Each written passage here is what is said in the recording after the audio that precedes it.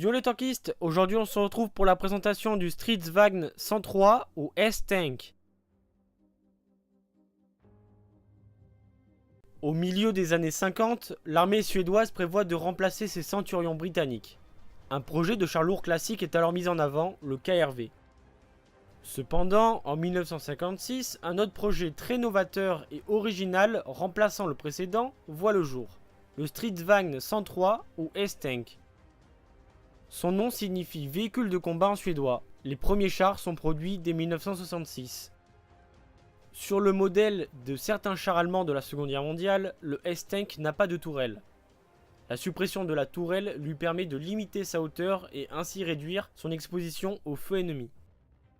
Il possède également une lame de bulldozer qui lui donne la possibilité de s'enterrer rapidement. L'absence de tourelle oblige le tireur à bouger tout le châssis pour viser, d'où la nécessité d'une grande mobilité. Le tir en mouvement avec précision est impossible. Le S-Tank doit donc être à l'arrêt pour pouvoir tirer. Cette obligation ne désavantageait pas le Stridsvagn 103 vis-à-vis des chars à tourelle de l'époque. Il était plus précis, mais avait une cadence de tir un peu moins élevée que ses concurrents. Le S-Tank possède un moteur Rolls-Royce couplé à une turbine à gaz Boeing 502 qui lui permettent de réaliser de fortes accélérations. Une grille pouvait être installée à l'avant pour le protéger des obus HIT capables de pénétrer le blindage d'un char. Elle ne devait être installée qu'en cas de guerre car ce système était top secret. Le Stridsvagn 103 ne participa jamais à un conflit armé et ne fut jamais acheté par un pays étranger malgré ses grandes performances.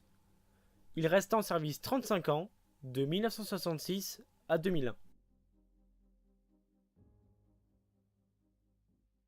Le Stridsvagn 103 a un canon de 105 mm ainsi que 3 mitrailleuses de 7,62 mm. L'épaisseur de son blindage est gardée secrète pour des raisons militaires. Il possède 3 membres d'équipage. Le S-Tank mesure 8,42 mètres de longueur, 3,62 mètres de largeur et 2,5 mètres de hauteur. Son poids est d'environ 40 tonnes.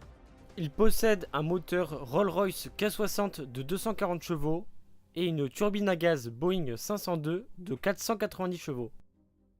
Il peut atteindre les 50 km/h sur route avec une autonomie d'environ 390 km. N'oublie pas de laisser un commentaire, de mettre un pouce bleu à cette vidéo et de t'abonner à la chaîne.